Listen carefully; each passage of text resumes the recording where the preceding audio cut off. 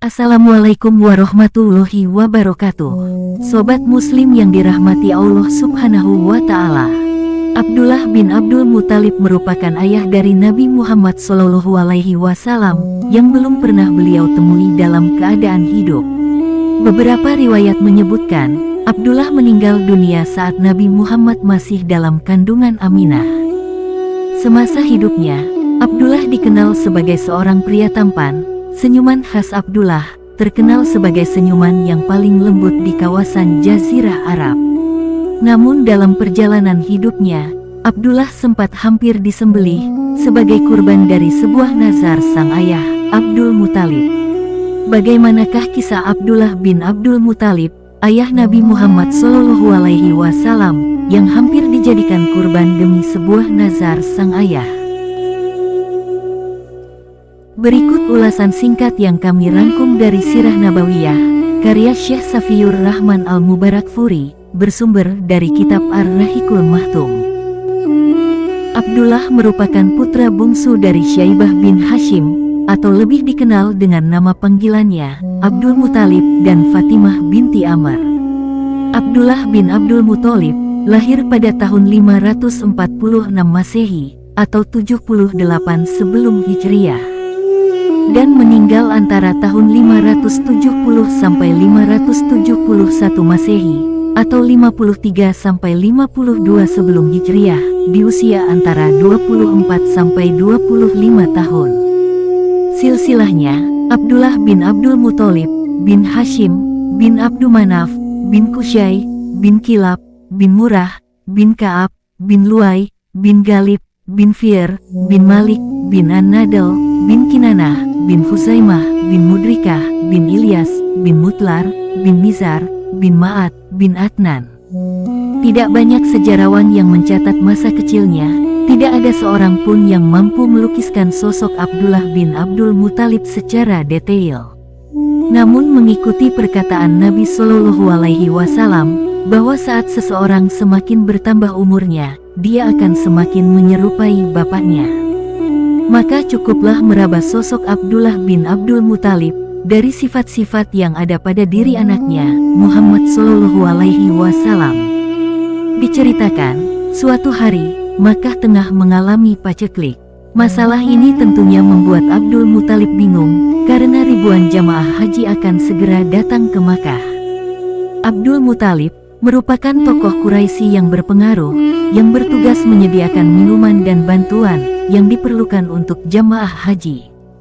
Akhirnya Abdul Muthalib mengumpulkan para kabilah Quraisy untuk memecahkan permasalahan ini.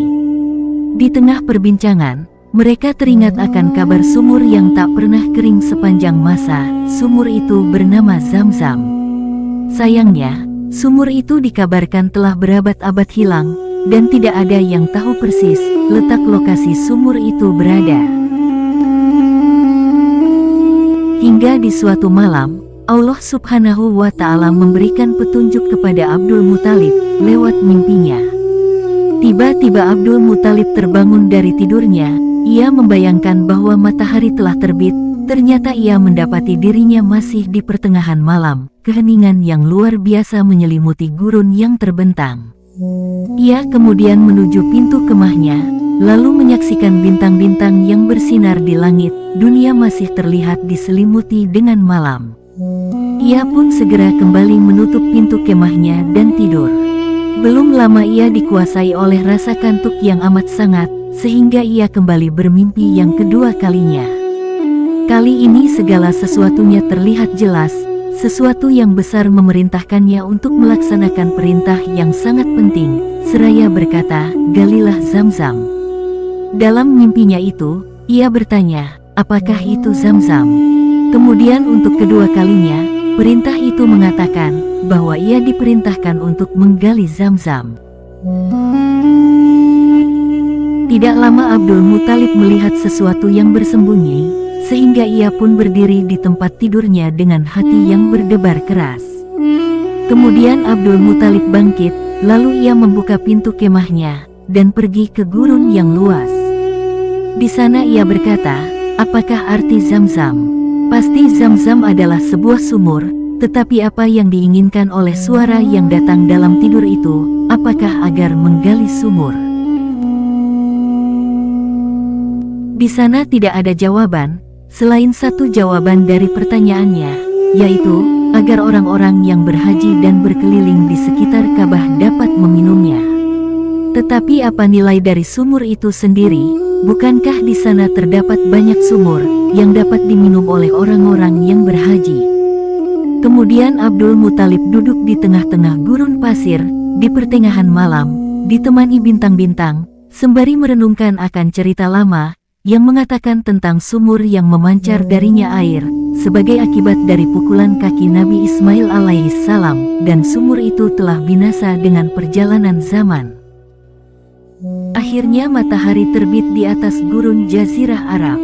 Kemudian Abdul Muthalib keluar, untuk menemui orang-orang Quraisy, dan menceritakan kepada mereka bahwa ia akan menggali sebuah sumur di suatu tempat. Ia menunjukkan ke tempat yang dimana ia diberitahu oleh suara yang ada dalam mimpinya. Saat itu, pembesar-pembesar Quraisy menentang keras keinginan Abdul Muthalib.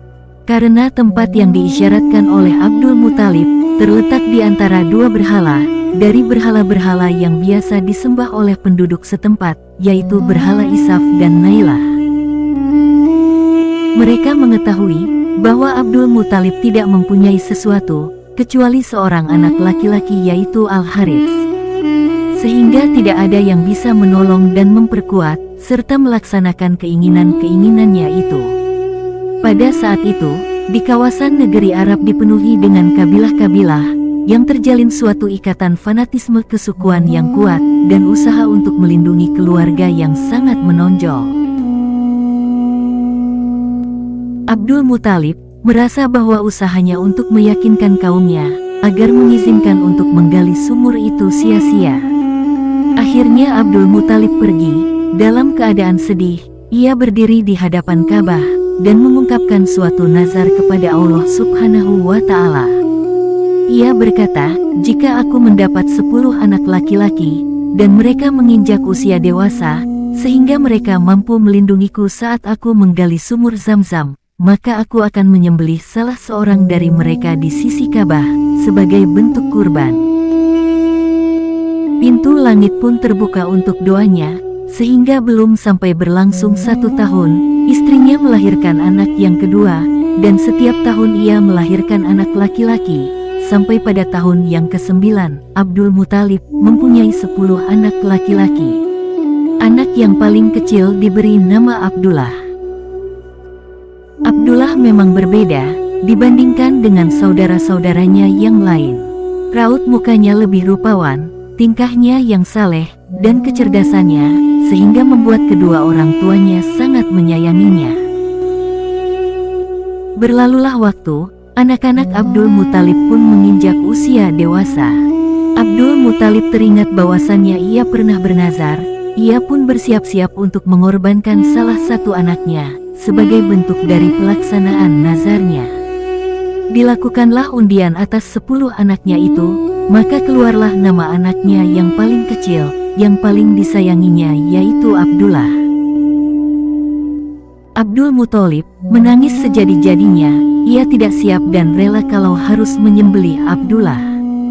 Ia terus berharap dan berdoa, semoga Allah Subhanahu wa Ta'ala berkenan menyelamatkan putranya, seperti ketika Ismail di pangkuan Ibrahim, yang digantikan dengan domba. Kemudian, Abdul Muthalib pun terlihat mulai tegar akan pelaksanaan nazarnya. Terlihat bahwa kecintaannya kepada Sang Khalik, dan harga dirinya, lebih tinggi daripada hatinya yang hancur. Ia pun bersiap menyembelih Abdullah, demi memenuhi nazarnya. Abdullah pun dibawa ke hadapan Ka'bah. Abdul Muthalib lekas mencabut pisau yang ia selipkan di badannya. Ketika baja tajam itu nyaris menyentuh leher putranya, beberapa petinggi Quraisy yang ada di sekitarnya berusaha mencegahnya. Mereka mengatakan bahwa mereka tidak akan membiarkan Abdullah disembelih. Abdullah saat itu terkenal sebagai seorang pemuda yang bersih di kawasan Arab. Ia telah menarik banyak simpati dari penduduk di sekitarnya. Abdullah tidak pernah menyakiti seseorang pun, bahkan ia tidak pernah meninggikan suaranya lebih dari orang lain. Senyuman khas Abdullah terkenal sebagai senyuman yang paling lembut di kawasan Jazirah Arab. Muatan rohaninya demikian jernih, dan hatinya yang mulia, menyerupai sebuah kebun di tengah-tengah gurun. Oleh karena itu, semua orang Quraisy datang kepada Abdul Muthalib dan menentang usaha penyembelihan Abdullah. Para pembesar Quraisy berkata, lebih baik kami menyembelih anak-anak kami, daripada ia harus disembelih, dan menjadikan anak-anak kami sebagai tebusan baginya. Kami tidak akan menemukan seseorang pun yang lebih baik dari dia. Seandainya kami menyembelihnya, pertimbangkanlah kembali masalah itu, dan biarkan kami bertanya kepada kahin. Abdul Muthalib terlihat tidak mampu menghadapi tekanan ini, lalu ia mempertimbangkan kembali apa yang telah ditetapkannya.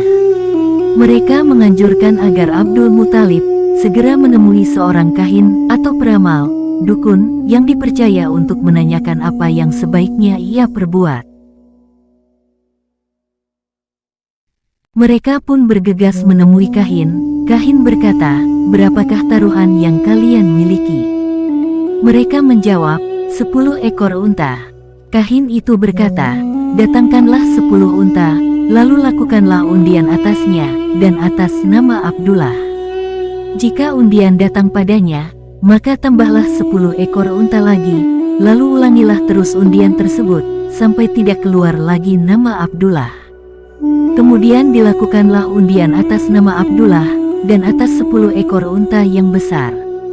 Undian itu pun mengeluarkan terus nama Abdullah, sehingga Abdul Muthalib menambah 10 ekor unta lagi, kemudian lagi-lagi yang keluar nama Abdullah, mereka pun menambah 10 ekor unta lagi, sampai jumlah unta itu telah mencapai 100 ekor. Setelah itu, datanglah nama unta tersebut. Saat itu, penduduk sangat gembira, karena melihat Abdullah berhasil diselamatkan.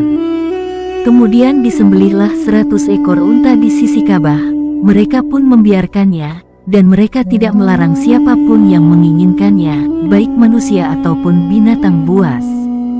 Dari sinilah berlaku ketetapan diat atau tebusan bagi seorang pembunuh yang tidak dikisyas, maka diwajibkan untuk membayar diat yang berjumlah atau senilai dengan 100 ekor unta. Sebelumnya, diat di kalangan orang Quraisy dan bangsa Arab secara keseluruhan dihargai dengan 10 ekor unta. Namun sejak peristiwa itu, maka dirubah menjadi 100 ekor unta, yang kemudian dilegitimasi oleh Islam. Abdul Muthalib sangat gembira atas keselamatan anaknya, yang sudah terbebas dari nazarnya itu. Abdullah putra bungsunya, sekarang sudah cukup dewasa, dan sudah waktunya ia dinikahkan dan berkeluarga. Sebagai seorang ayah yang baik, ia tahu betul siapa jodoh yang paling tepat untuk putranya itu. Lalu ia menetapkan untuk menikahkannya dengan gadis terbaik di Jazirah Arab. Pada suatu hari, Abdul Muthalib membawa 1 ekor unta yang telah disembelihnya ke rumah Wahab bin Abdul Manaf, ketua kabilah Bani Zuhroh, untuk melamar putrinya Aminah binti Wahab, yang dipandang sebagai semulia-mulianya perempuan Quraisy dari sisi nasab dan kedudukannya waktu itu. Sejak kecil, Abdullah telah mengenal Aminah dengan sangat baik. Namun sesuai adat yang berlaku turun-temurun, begitu Aminah menginjak usia remaja, ia tidak lagi dapat keluar rumah secara bebas, sampai ada seseorang yang melamarnya, sehingga keduanya sudah lama tidak pernah bertemu. Sebagai seorang ayah yang penuh perhatian, Abdul Muthalib menyadari bahwa putranya itu memiliki perasaan khusus terhadap Aminah. Akhirnya, tibalah hari yang membahagiakan bagi Abdul Muthalib dan Bani Hashim. Mereka akan menikahkan Abdullah bin Abdul Muthalib dengan Aminah binti Wahab. Dengan mengenakan pakaian terbaik, Abdul Muthalib menggandeng Abdullah, anak lelakinya yang berusia 25 tahun, menyusuri pinggiran kota Makkah. Sebelum tiba di kediaman mempelai perempuan, mereka harus melewati permukiman Bani Asad, salah satu dari suku Quraisy yang mempertahankan kepercayaan Nabi Ibrahim alaihissalam di tengah-tengah masyarakat jahiliyah.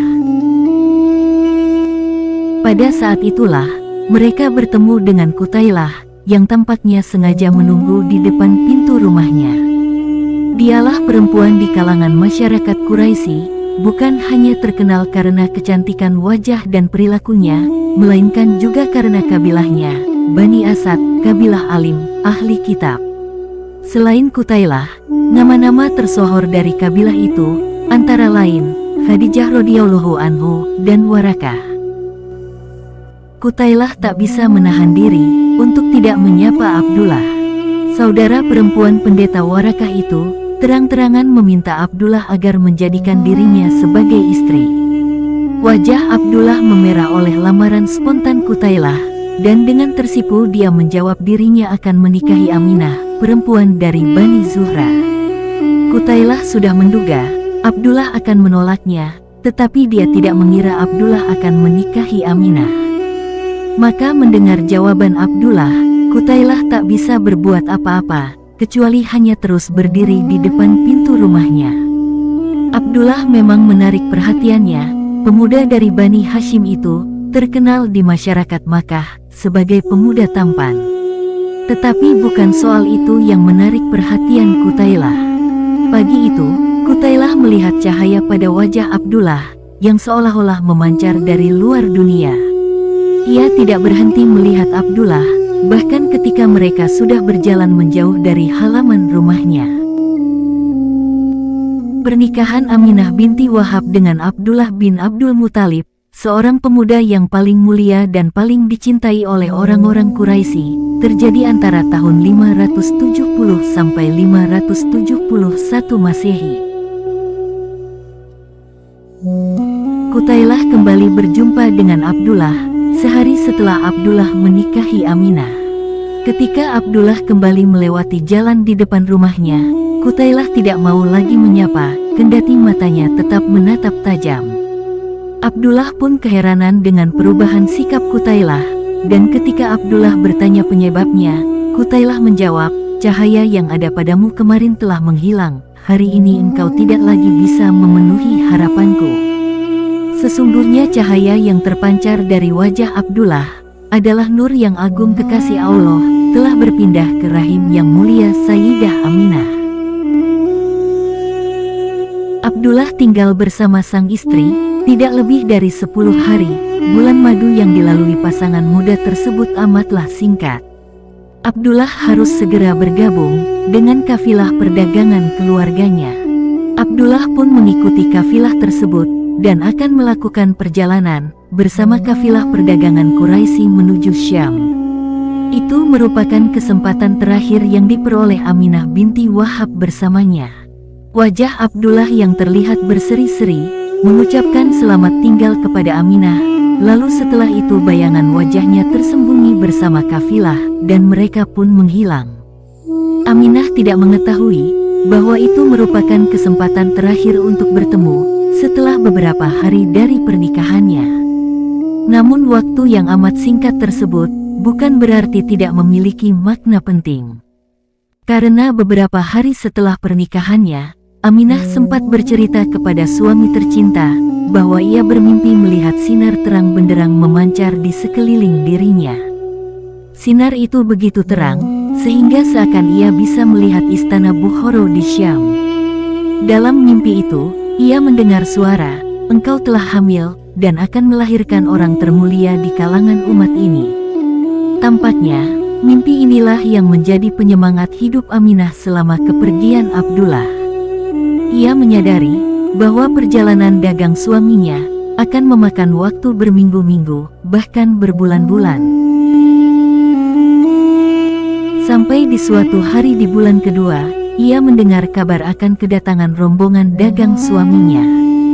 Sungguh senang hati Aminah, ia pun segera mempersiapkan diri menyambut kepulangan suami tercinta.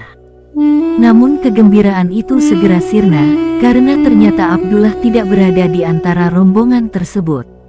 Abdul Muthaliblah yang langsung datang mengabarkan bahwa Abdullah tiba-tiba menderita demam tinggi di saat perjalanan pulang. Akhirnya Abdullah terpaksa ditinggalkan di Yasrib, Madinah. "Tidak usah terlalu khawatir anakku, suamimu akan segera kembali begitu ia pulih.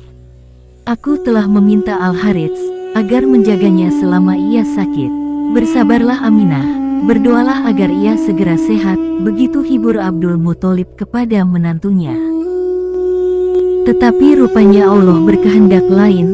Setelah menanti 2 bulan lamanya, akhirnya Al-Harits pulang ke Mekah dengan membawa kabar duka. Adik bungsunya yang baru beberapa bulan lolos dari nazar ayahnya telah meninggal dunia. Abdullah bin Abdul Muthalib meninggal di saat ia berusia 25 tahun. Kabar kematian Abdullah dengan cepat tersebar dan sangat memilukan hati orang-orang yang mendengarnya. Kabar itu akhirnya sampai kepada istrinya Aminah. Aminah menangis terseduh-seduh. Ia terlihat ingin menyampaikan pertanyaan yang tidak mengetahui jawabannya.